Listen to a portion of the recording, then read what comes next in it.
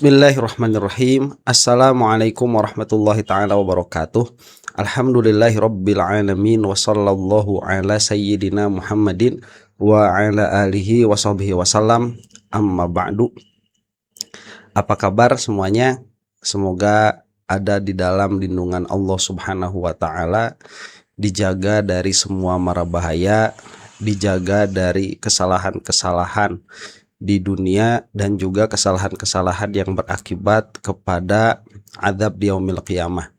Amin.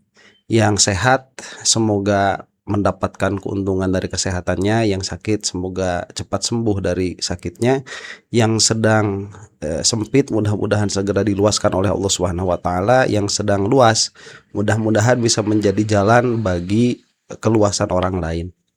Amin. Oke. Sekarang ama ba'du ya. Adapun setelah hamdalah, sholawat, doa begitu, kita membahas ulang tahunnya YouTuber Nusantara nih. Karena sebagaimana kita ketahui ya, mereka itu sedang berkumpul di Solo atau telah berkumpul di Solo. Mungkin saat video ini dibuat sudah pada pulang tuh. Dan mendatangi kediamannya Jokowi, atau lebih layak kita sebut kantor ya, karena ternyata memang yang suka ditampilkan di video itu bukan tempat berdiamnya Jokowi, tetapi dia itu tempat kantornya saja.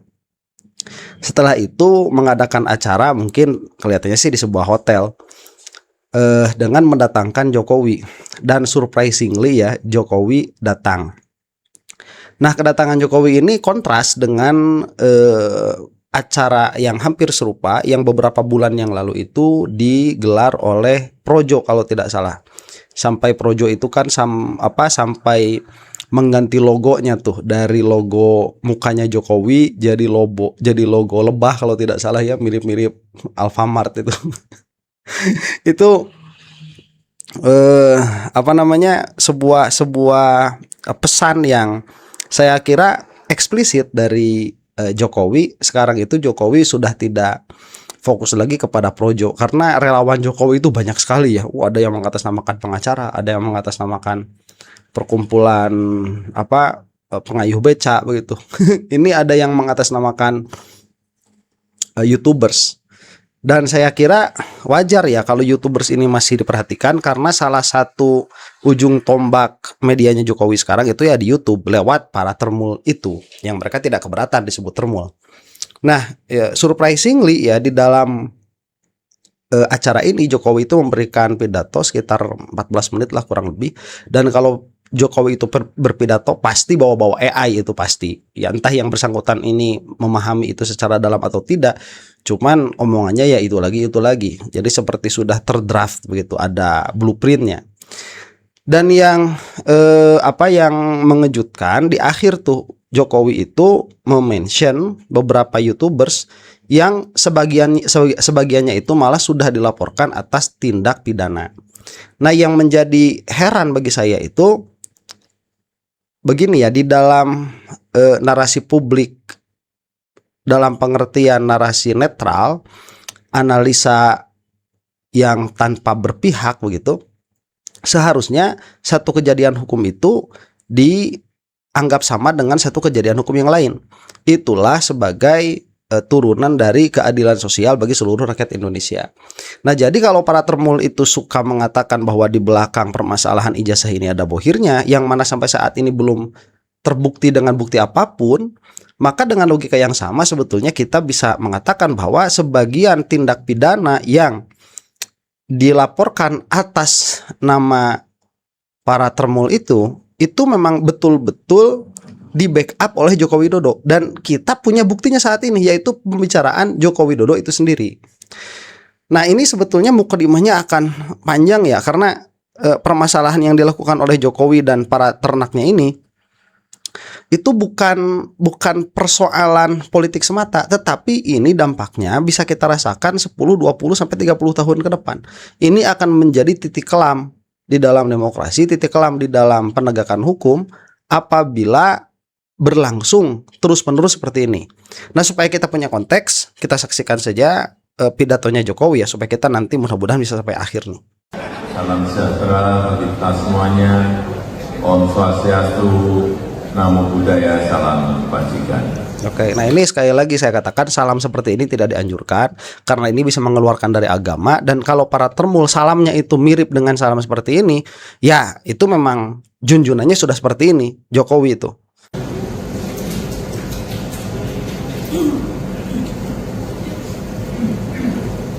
Pertama-tama saya ingin menyampaikan permohonan maaf lahir dan batin, masih dalam suasana Hari Raya Idul Fitri, pada Bapak Ibu dan saudara-saudara semuanya. Baik, dan di dalam video yang saya dapatkan ini, salamnya Jokowi yang Assalamualaikum itu dipotong, dan nanti di akhir juga yang Assalamualaikumnya dipotong juga. Nah ini entah ya yang punya channelnya itu apa maksudnya, saya tidak tahu. Cuman faktanya begitu, salam yang diucapkan Assalamualaikum itu dipotong. Di akhir juga demikian, nanti akan kita lihat ya kalau sampai. Kemudian juga saya ingin menyampaikan ucapan selamat ulang tahun yang pertama kepada YouTuber Nusantara yang dikomandani oleh Bang Agri Fanani. Nah ini yang kita katakan, kita sudah tidak perlu mencari bukti apapun bahwa YouTuber Nusantara ini pada akhirnya itu katakanlah dimention, disadari keberadaannya dan tindak tanduknya oleh Joko Widodo. Meskipun baru 1 tahun umurnya, tetapi saya kira kita melihat kiprahnya luar biasa, bermanfaat bagi bangsa dan negara, utamanya dalam meluruskan hal-hal yang berkaitan dengan DFK. DFK ya.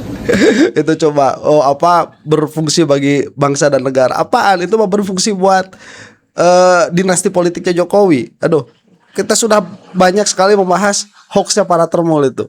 Bapak Ibu dan saudara-saudara semuanya yang saya hormati, seluruh anggota YouTuber Nusantara, seluruh relawan yang hadir dari Sabang sampai Merauke, kita tahu semua negara sekarang ini sedang menghadapi tantangan yang tidak mudah,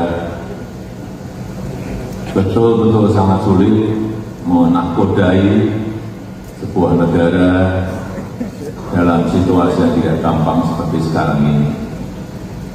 Ada 3 kekacauan besar, ada 3 disrupsi besar yang kita hadapi dalam saat yang bersamaan, yaitu tantangan perubahan iklim yang pertama, yang kedua tantangan geopolitik, kemudian yang ketiga tantangan disrupsi teknologi karena adanya revolusi besar AI dan revolusi besar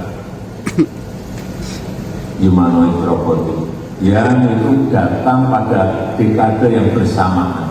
Sebentar, ini saya bingung kalau masalah perkembangan revolusi artificial intelligence itu dibahasakan dengan destruksi ya. Karena kalau destruksi itu kehancuran begitu. Sedangkan revolusi itu dia adalah sebuah perkembangan. Jadi ini perkataan yang kontradiktif. So, saya cuma tidak mau memenyakan itulah. Itu hanya menunjukkan bahwa Jokowi itu entah yang bersangkutan ini paham atau tidak dengan apa yang dia katakan atau tidak paham. Cuman pemilihan diksinya ini sudah jelas kontradiktif. Bukan sesuatu yang mudah dalam menakodai kapal besar seperti negara kita ini, karena hampir sekarang ini semua negara mengalami hal yang sama, yaitu karena tantangan geopolitik. Kita tahu perang Rusia dan Ukraina belum selesai, ditambah Israel dengan Palestina belum rampung, ditambah lagi sekarang Israel Amerika dengan Iran yang menyebabkan ketidakpastian dunia dan menyebabkan Semua negara pusing menghadapi ketidakpastian ini. Kemarin sore saya lihat harga Brent minyak sudah mencapai 108 sampai 112. Ini angka yang tidak mudah dari yang sebelumnya hanya 60-70. Artinya kenaikannya sudah hampir 2 kali lipat. Ini kalau diterus-teruskan semua negara nggak akan ada yang kuat menghadapi ini. Coba lihat ya Jokowi, Pak Prabowo itu sekarang harga per barrelnya minyak itu sudah di atas $100. Sampai saat ini belum ada kenaikan. Waktu zaman kamu Jokowi ya, nggak ada angin, nggak ada hujan, tiba-tiba tengah malam itu harga minyak dinaikkan. Ini beda kontras dengan zamannya SBY yang mana beliau itu selalu mengumumkan dulu. Makanya kita sering dulu melihat para mahasiswa itu demo di hadapan DPR atau misalkan di hadapan Istana Negara karena mengetahui kebijakan pemerintah akan menaikkan harga bahan bakar minyak. Zaman Jokowi nggak ada yang demo. Kenapa? Karena dia itu nggak pernah pengumuman. Tiba-tiba ditaikin aja. Cukai rokok tiba-tiba naik saja. Harga bensin dari 5.500 tiba-tiba jadi 10.000 aja. Dulu kan ada yang namanya itu premium tiba-tiba hilang saja. Itu di zamannya Jokowi itu. Ya. Prabowo sampai saat ini belum naik, alhamdulillah, mudah-mudahan nggak sampai naik ya, karena kalau naik ya ekonomi akan carut marut lah di Indonesia itu. Jadi ini hanya menunjukkan bahwa sampai saat ini begitu ya, pemerintahan Prabowo itu jauh lebih baik daripada pemerintahannya Jokowi. Saya tidak mengatakan sempurna, tidak sama sekali. Cuman dari segi ini mau tidak mau kita harus mengakui itu. Jadi ini tidak mudah. Ya kamu nggak becus Jokowi begitu selama 10 tahun. Ngapain aja. Tapi pemerintah kita di bawah kepemimpinan Bapak Prabowo Subianto masih mampu mengendalikan dengan harga yang sama.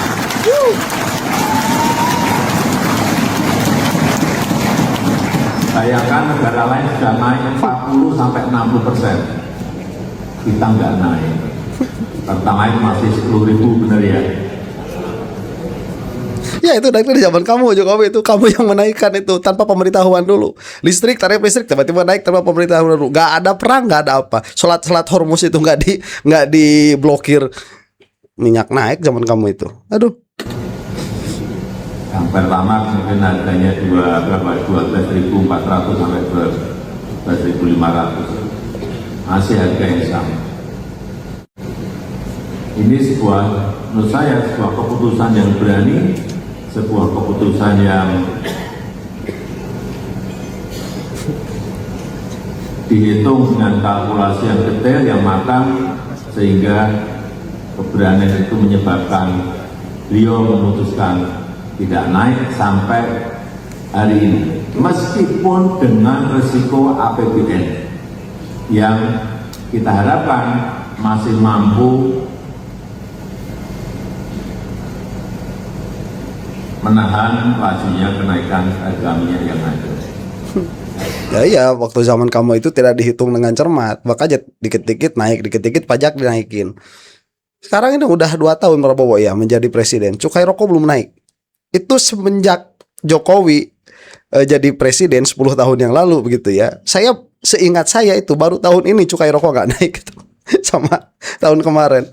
Ini sedikit banyak ya. Prabowo itu nggak bagus-bagus amat kok. Prabowo itu nggak bagus-bagus amat, biasa saja. Ini menunjukkan Jokowi ini below par begitu, ada di bawah standar sebagai seorang presiden. Nggak ada hujan, nggak ada angin, harga-harga naik. Dan nggak ada malu.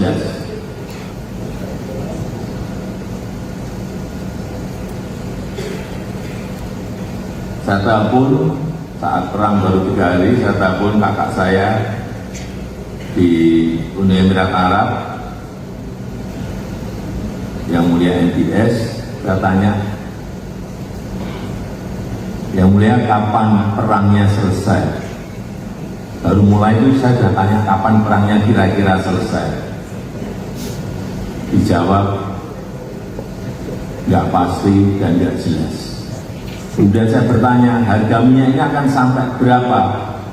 Dijawab juga nggak pasti dan nggak jelas. Karena memang kalkulasinya sangat rumit, kalkulasinya sangat sulit sekali. Saya ulangi lagi telepon ke menterinya di sana. Jawabannya juga sama. ini yang sudah di dalam lingkaran perang saja tidak bisa memperkirakan, apalagi kita yang ada di sini sangat sulit memperkirakan, memprediksi kapan perangnya selesai dan kapan harganya akan kembali pada harga yang normal kembali. Sehingga kita berdoa bersama agar APBN kita, fiskal kita ini kuat. Sebentar ya, saya tadi baru cek chat GPT itu. Saya menelpon kakak saya, yaitu Pangeran MBS di Uni Emirat Arab. Terus saya bilang begini, kok kalau tidak salah UEA itu dengan Saudi Arabia itu berbeda. Beda, MBS itu Saudi Arabia bukan Uni Emirat Arab ya. Itu apa, geografi saya tidak terlalu bagus, cuman yang lebih tahu tolong tuliskan di bawah kolom komentar. Cuman jelas lah kalau Jokowi itu dulu pernah ditanya tentang obligasi kalau tidak salah ya, yang bersangkutan aja nggak tahu begitu obligasi. Ya inilah cuman omon-omon Bapak Presiden, mantan Presiden Indonesia Joko Widodo, ya beginilah kualitasnya. Cuman kalau itu saya juga tidak terlalu yakin ya, dalam pengertian tolong tuliskan di bawah kolom komentar. Karena UEA, Uni Emirat Arab dengan Arab Saudi itu berbeda. MBS itu bukan UEA, MBS itu ya Arab Saudi. Menghadapi guncangan-guncangan yang tidak jelas seperti yang kita alami sekarang ini. Pertama urusan geopolitik, yang kedua juga urusan yang berkaitan dengan perubahan iklim. Semua negara mengalami semuanya, tanah longsor, banjir bandang, taifun, semuanya mengalami semuanya. Kenaikan permukaan air laut, semuanya mengalami semuanya. Belum yang ketiga. Sebentar, itu gimana ya? Hutan dibabat diantaranya itu kan di zamannya dia juga. Kemarin Sumatera entah sampai sekarang itu sudah pulih atau belum ya. Nah, itu kan banyak sekali gara-gara kebijakan Bapak ini. Meskipun ini sudah mulai, tapi perkiraan saya akan mencapai puncak pada 5, 10 atau 15 tahun yang akan datang, yaitu revolusi besar AI dan revolusi besar humanoid robot. Ini lebih akan merumitkan lagi.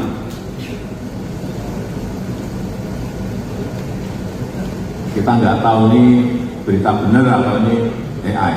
Sekarang aja kita nggak ngalamin, dan nanti akan pada titik puncaknya akan betul-betul akan kesulitan kita membedakan yang asli dan yang AI. Gampang Jokowi, tanya saja sama termul itu. Saya tidak mengatakan semua termul ya. Kemarin siapa yang membuat video AI-nya Rismon itu? Jadi kalau misalkan dikatakan sama Jokowi, oh kita tidak akan bisa membedakan mana berita yang benar, mana yang salah lah. Sisi kelamnya dari artificial intelligence itu salah satu yang menggunakannya siapa? Ya para termul itu. Inilah 3 tantangan besar yang kita hadapi dan kita harapkan betul-betul utamanya urusan yang sekarang ini, urusan minyak itu harus memang bisa segera terselesaikan, karena kalau enggak harga transportasi akan naik, harga logistik akan naik, harga barang-barang akan naik, dan akhirnya daya beli kita akan turun.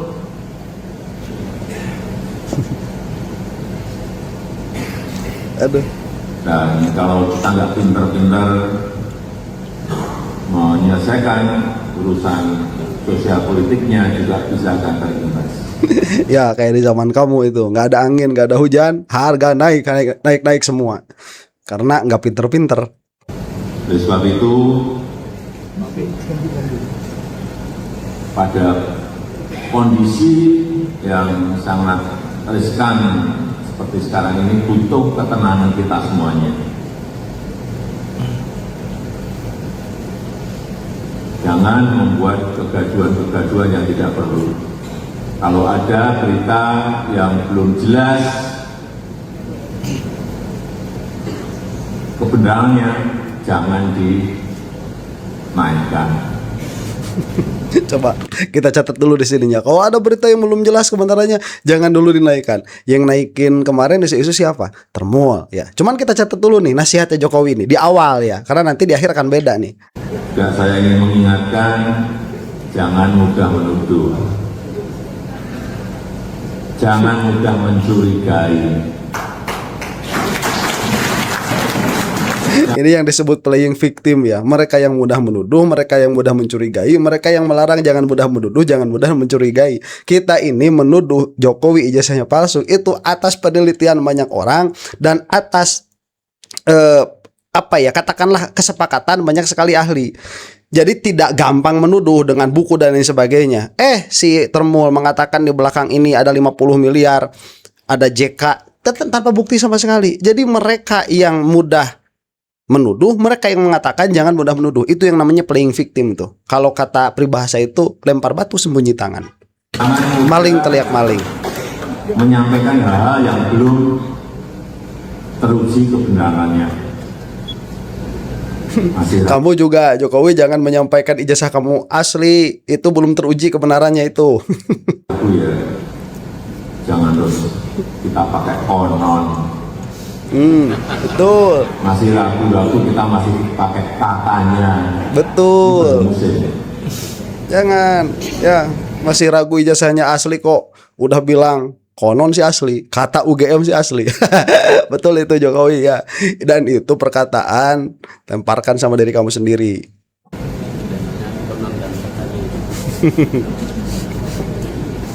Jadi yang enak itu justru yang lucu-lucuan gitu.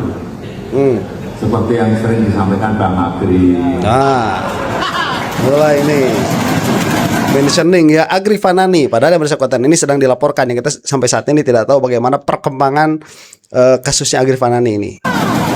Sering disampaikan Bang Opung Parbela. Opung Parbela yang kemarin mengatakan gaya-gaya begitu ya, Refli Harun dan Dr. Tifa itu menjijikan sekali. Ini disebut sama Jokowi itu mengasihkan. Coba dengar. Ini bukan keluar dari mulut saya cuma memparaphrasing apa yang dikatakan oleh Joko Widodo ya. Yang disampaikan di Bang Jenny juga. Bang Jenny ini, Jenix itu yang nggak tahu yang mana ya. Coba tuliskan di bawah kolom komentar tuh yang dimaksud. Yang sering disampaikan juga oleh Bang A.R. Mahmud, meskipun hanya merepost punyanya Bang Opung, kemudian beliaunya hanya tertawa. Coba lihat ya, saat mengucapkan itu Jokowi nggak pakai teks. Coba lihat ini ngomong nggak pakai teks, tahu betul. Ini ternyata para Termul ini salah satu konsumsi YouTube-nya Jokowi itu ngeliatin para Termul sampai tahu hafal betul, nggak pakai teks ini. Tuh, nggak ada teksnya itu. Bang Opung, kemudian beliaunya hanya tertawa. Tuh. Ya, sampai tahu AR Mahmud itu, saya nggak tahu channelnya yang mana, itu keseringan merepost Opung Parbelak ya, atau merepost Agri Fanani begitu yang ya gitu. Aduh, saya mah pusing sama kepalanya. Lah ini loh, seorang yang katanya negarawan, konsumsi sehari-hari YouTube-nya itu para Termul. Termul yang mana? Yang tidak ada kualitasnya seperti Agri Fanani sama Opung Parbelak tuh. Juga Bang Black Majenang. Tuh. Ya, Black Majenang itu yang baru saja kemarin kita bahas, menunjukkan suatu video yang kata Dr. Tifa, padahal jauh sekali dengan Dr. Tifa itu. Pembuat satu narasi palsu lagi tuh. Saya kira kekuatan yang power yang gede ini harus kita gunakan dalam rangka memberikan ketenangan kepada masyarakat. Ketenangan kepada masyarakat bagaimana? Itu kebanyakannya hoax yang dikeluarkan sama mereka itu. Kemudian analisa tanpa metodologi yang jelas.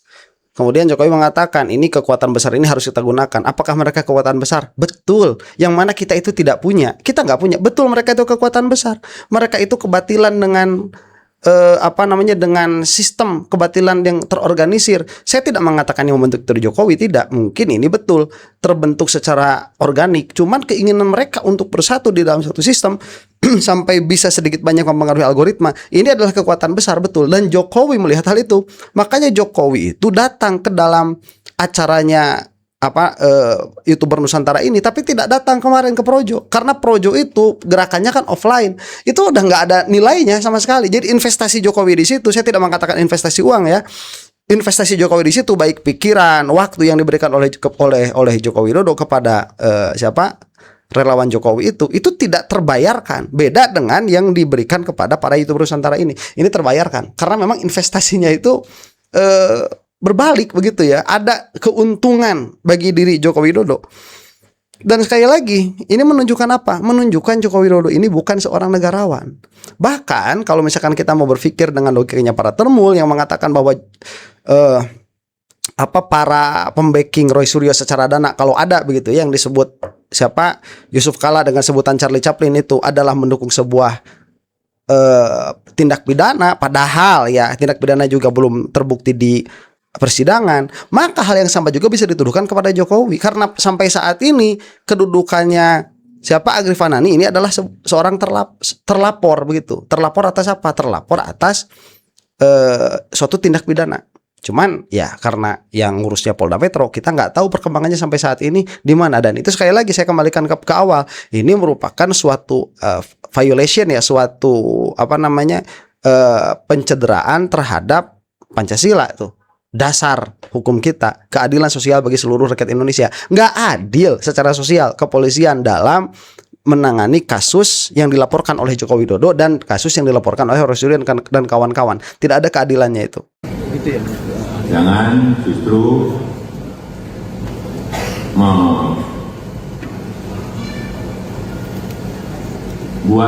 kegaduhan yang nggak perlu. Tapi ya sekali-sekali juga nggak apa-apa. Coba lihat ya, jangan membuat kegaduhan yang tidak perlu, tapi sekali-kali nggak apa-apa. Ya apa ini, kalau misalkan membuat kegaduhan itu adalah sebagaimana dituduhkan oleh mereka adalah tindak pidana, dan sebagaimana yang dilaporkan oleh kamu Jokowi itu adalah tindak pidana, maka kamu sudah menyatakan di hadapan umum bahwa berbuat pidana sekali-kali nggak apa-apa. Jadi gimana mau presiden seperti ini? Nggak habis pikir saya mah. Ya jangan terus-menerus. Mantan presiden. Sekali kan nggak bosen. Ya. Sekali-sekali aja nggak bosen. Tapi kalau terus-menerus coba ini tatkala lepas dari teks ya, beginilah kualitas Joko Widodo itu. Itu yang mau diobrolin dengan amat sangat lancar. Dilihat sekali. Ya anaknya juga kan hobinya itu mainin Tamiya kan? gaduh negara.